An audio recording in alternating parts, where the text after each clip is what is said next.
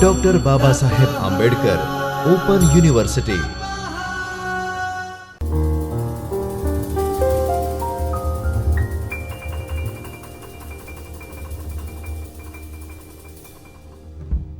नमस्कार विद्यार्थी मित्रों, doctor Baba Saheb Ambedkar open university Ahmedabad के इस चैतन्य स्टूडियो से मैं डॉक्टर राखी जैन, असिस्टेंट प्रोफेसर संस्कृत विभाग, आप सभी विद्यार्थी मित्रों का हार्दिक स्वागत करती हूँ। विद्यार्थी मित्रों, आज हम BA तृतीय वर्ष संस्कृत के पेपर नंबर SKTM 306 व्याकरण, भाषा विज्ञान एवं अर्थशास्त्र का विभाग 4 अर्थशास्त्र, इसकी इकाई 1 कौटिल्य यानी अर्थशास्त्र, इसके विषय में हम अध्ययन करने वाले हैं। विद्यार्थी मित्रों, इससे पहले हमने आचार्य कौटिल्य के जीवन परिचय, उनके काव्य परिचय, उनकी रचनाएं, इनके विषय में हमने अध्ययन किया था और अर्थशास्त्र का सामान्य परिचय देखा था। आज हम अर्थशास्त्र के 15 अधिकरणों का सामान्य परिचय पढ़ने वाले हैं। तो ये 15 अधिकरण हम देखते हैं। अर्थशास्त्र, सबसे पहले अर्थशास्त्र के विषय में बताया गया है कि अर्थशास्त्र में 15 अधिकरण, 180 प्रकरण, 150 अध्याय एवं 6000 श्लोक है। अर्थात संपूर्ण अर्थशास्त्र ग्रंथ में 15 अधिकरण है। जो अर्थशास्त्र की पुस्तक है वो 15 अधिकरणों में विभक्त है और ये अधिकरण प्रकरणों में विभक्त है, 180 प्रकरणों में। और ये 180 प्रकरण 150 अध्यायों में विभक्त है और कुल मिलाकर इसमें लगभग 6000 श्लोक हैं। कहा गया है शास्त्र समुद्देशः पंचदशाधिकरणानि सपंचाशत् अध्यायशतं साशीति प्रकरणशतं षट् श्लोक सहस्राणीति। अर्थात इसमें 15 अधिकरण है, 150 अध्याय हैं, 180 प्रकरण हैं और 6000 श्लोक हैं। इन अधिकरणों का नाम और इनका जो प्रकरण, अध्याय और कारिका का परिचय हमने इससे पहले वाली कक्षा में पढ़ा था। यहाँ पर ये 15 अधिकरणों के नाम दिए गए हैं। इन 15 अधिकरणों में सबसे पहले है विनयाधिकरण।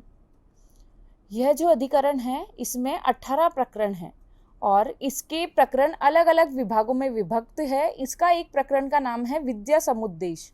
इस प्रकरण में, विद्या समुद्देश नामक प्रकरण में, विद्या के लाभ और वृद्ध संयोग नामक प्रकरण में विद्वान पुरुषों की संगति से होने वाले लाभों का वर्णन किया गया है।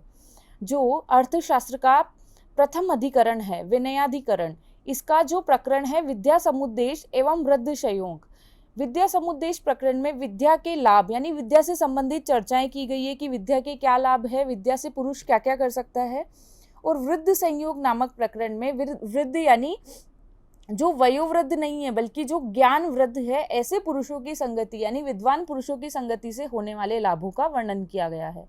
इसके अलावा इसमें इंद्रियों पर विजय, अमात्यों का वर्णन, राज्य के मंत्री व पुरोहित की उत्पत्ति, गुप्तचरों की नियुक्ति, राजा के रक्षण के उपाय, दूत, मंत्रणा, राजा के कर्तव्य इत्यादि विषय इस अधिकरण में समाहित किए गए हैं। अर्थात जो विनयाधिकरण नामक जो अधिकरण है, इसमें मनुष्य अपनी इंद्रियों पर कैसे विजय प्राप्त कर सकता है। अमात्यों के विषय में वर्णन किया गया है कि कोई भी राजा है उसके जो अमात्य यानी जो मंत्री हैं वो किस प्रकार के होने चाहिए। राज्य के मंत्री और पुरोहित की उत्पत्ति यानी इनकी नियुक्ति किस प्रकार की जानी चाहिए। गुप्तचरों की नियुक्ति कैसे की जाए। राजा के रक्षण के उपाय, जो राज्य का जो राजा है उसके रक्षण से संबंधित विभिन्न उपाय बताए गए हैं। दूत अर्थात जो राज्य का जो दूत होता है अपने देश की बात लेकर दूसरे देश में जाता है, दूत का कार्य जो करता है उसके विषय में बताया गया है। मंत्रणा और राजा के कर्तव्यों के विषय में इस अधिकरण में बताया गया है। यह प्रथम विनयाधिकरण अधिकरण है। दूसरा अधिकरण है अध्यक्ष प्रचाराधिकरण, यानी अध्यक्ष प्रचार नामक दूसरा अधिकरण जो है वो 38 प्रकरणों में विभक्त है। इस अधिकरण में देश को बसाना, बंजर भूमि को उपजाऊ बनाना, दुर्ग, कोट, किले इत्यादि का निर्माण करवाना, भवनों का निर्माण करवाना, कोषाध्यक्ष और विभिन्न विभागों के अधिकारियों की नियुक्ति एवं उनके कर्तव्यों का वर्णन इस अधिकरण में किया गया है। अर्थात जो दूसरा अधिकरण है इसका नाम है अध्यक्ष प्रचार। अध्यक्ष का प्रचार अधिकरण जो है इसमें देश को बसाना यानी राज्य को बसाना, राज्य में किस जगह क्या होना चाहिए, किस प्रकार लोगों की निवास व्यवस्था होनी चाहिए, इसके विषय में उल्लेख किया गया है। बंजर भूमि को उपजाऊ बनाना, अर्थात जो भूमि किसी काम के योग्य नहीं है, कृषि के योग्य नहीं है, उसको उपजाऊ बनाकर वहाँ पर कृषि कार्य किया जाए या कोई अन्य कार्य किया जाए, तो इससे संबंधित उपदेश इसमें दिए गए हैं। दुर्ग, किले इत्यादि का निर्माण किस प्रकार किया जाए, वहाँ पर कैसे परकोटे बनाए जाए, उनके विषय में इसमें वर्णन किया गया है। भवनों का निर्माण, राज्य में विभिन्न भवनों के निर्माण से संबंधित कोषाध्यक्ष एवं विभिन्न विभागों के अधिकारियों की नियुक्ति, अर्थात जो राज्य के जो कोषाध्यक्ष होते हैं, जो संपूर्ण कोष की देखरेख करते हैं, उसकी नियुक्ति किस प्रकार की जानी चाहिए तथा उसके क्या क्या कर्तव्य होते हैं। इसी के साथ जो राज्य के अलग अलग विभाग होते हैं, उन विभागों के जितने भी अधिकारी हैं, उनकी नियुक्ति किस प्रकार की जानी चाहिए और उनके क्या क्या कर्तव्य हैं, ये सभी इस अधिकरण में बताए गए हैं। तृतीय अधिकरण है धर्मस्थीय अधिकरण। इस अधिकरण में 19 प्रकरण है। अब धर्मस्थीय क्या होता है, तो न्यायाधीशों को धर्मस्थीय कहा जाता है, जो जज होते हैं उनको धर्मस्थीय कहा जाता है। अब धर्मस्थीय यानी न्यायाधीश, और न्यायाधीश यानी न्याय से संबंधित जितनी भी चीजें होगी, कानून से संबंधित जो भी चीजें होगी, वो सभी इस अधिकरण में समाहित है। इस कारण से इस अधिकरण में न्यायालयों में दावा दर्ज करना, विवादों का निर्णय, स्त्री धन, बाग बगीचे, पशुओं के लिए चारागाह, ऋण, ब्याज, लड़ाई झगड़े इत्यादि का निवारण किस प्रकार किया जाए, इन सभी का विवेचन इस अधिकरण में किया गया है। अर्थात न्यायालयों में, कोर्ट में हम किस प्रकार से अपना कोई दावा दाखिल करें, विवादों का निर्णय किस प्रकार किया जाना चाहिए, अलग अलग प्रकार के विवादों के संबंध में अलग अलग नियम बनाए गए हैं। स्त्री धन यानी स्त्री से संबंधित जो धन है, स्त्री को किस प्रकार से अलग अलग जगह से धन की प्राप्ति होती है, उस सभी के विषय में यहाँ पर वर्णन किया गया है। पशुओं के लिए चारागाह किस स्थान पर बनाया जाना चाहिए, बाग बगीचे कहाँ लगाए जाने चाहिए। ऋण और ब्याज यानी जो राज्य की जो जनता होती है उससे ऋण और ब्याज किस प्रकार वसूल किया जाना चाहिए, और लड़ाई झगड़े इत्यादि का समाधान किस प्रकार होना चाहिए, ये सभी इस धर्मस्थीय नामक अधिकरण में समाहित है। इसके बाद चतुर्थ अधिकरण है कंटक शोधन अधिकरण। कंटक शोधन यानी राज्य के जो कंटक है, यानी जो राज्य के जो कंटक अर्थात जो शत्रु है इत्यादि या फिर विभिन्न प्रकार की आपदाएं हैं, इन सभी को किस प्रकार दूर किया जाना चाहिए, वे सभी इस अधिकरण में समाहित किए गए हैं। इस अधिकरण में टोटल 13 प्रकरण हैं। गुप्तचरों के माध्यम से सार्वजनिक या निजी यातना के रूप में गिरफ्तारी, प्राकृतिक आपदाओं के विरुद्ध उपाय, गृहस्थ या सन्यासी के रूप में रहने वाले चोरों की गुप्तचरों के माध्यम से पहचान करने की विधि का वर्णन किया गया है। अर्थात इस कंटक शोधन अधिकरण में मुख्य भूमिका गुप्तचरों की बताई गई है कि गुप्तचर जो हैं वो सार्वजनिक या निजी यातना के रूप में उनकी गिरफ्तारी, या फिर प्राकृतिक आपदा यानी राज्य में कोई प्राकृतिक आपदा आ जाए तो उसके उपाय किस प्रकार किए जाने चाहिए। साथ ही में जैसे किसी राज्य में कोई भी चोर है, वो किसी गृहस्थ के रूप में या किसी सन्यासी के रूप में रह रहा है और उसकी पहचान गुप्तचरों के माध्यम से किस प्रकार की जानी चाहिए, इसकी विधि का वर्णन भी कंटक शोधन अधिकरण में किया गया है। इसके बाद है योग वृत्त अधिकरण। इस अधिकरण में 7 प्रकरण हैं और इसमें राजा के अपराधियों के लिए दंड, राज्य के अपराधियों के लिए दंड विधान, धन संग्रह, सेवकों के भरण पोषण की व्यवस्था, राज्य के कर्मचारियों का आचरण, शासन व्यवस्था, राज्य के धन की वृद्धि, विपत्ति से सुरक्षा के विचारों का वर्णन किया गया है।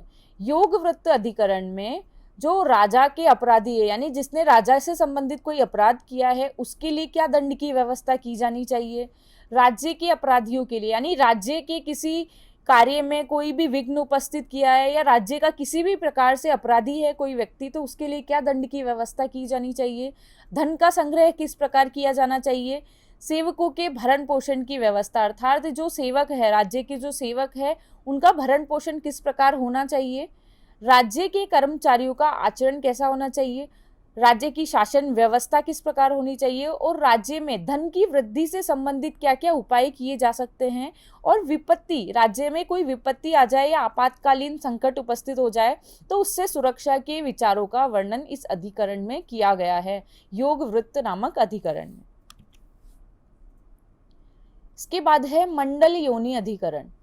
इस अधिकरण में टोटल 2 प्रकरण है।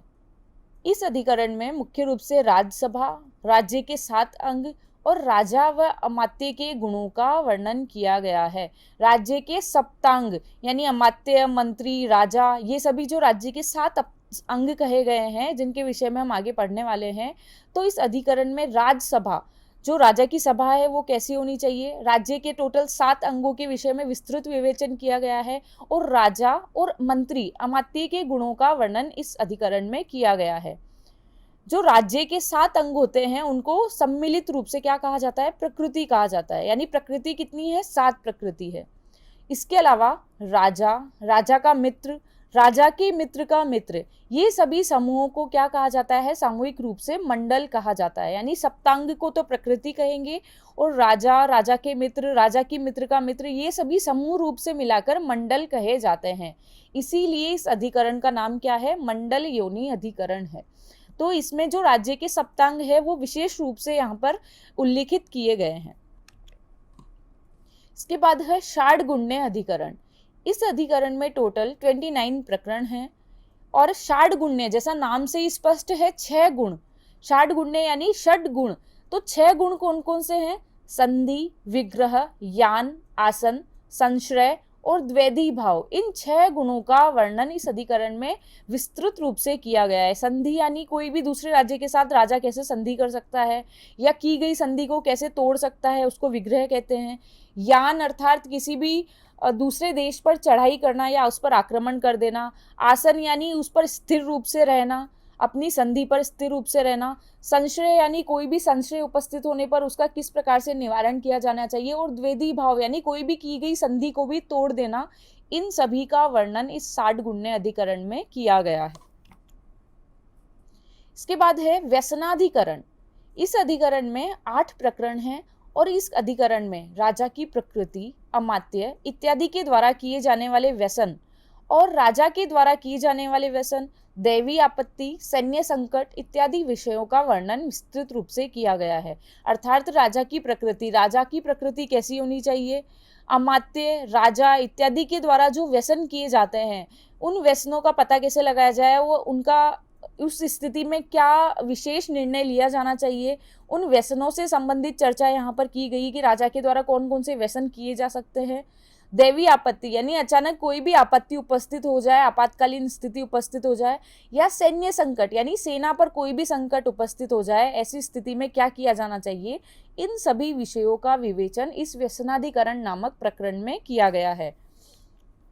तो विद्यार्थी मित्रों, आज हमने ये जो 7 प्रकरण है, 7 अधिकरण हैं, इनके विषय में हमने पढ़ा। आगे आने वाली कक्षा में हम जो बाकी के अधिकरण बचे हैं, 8 अधिकरण, उनके विषय में अध्ययन करेंगे। तब तक के लिए धन्यवाद। स्वाध्यायः परमं तप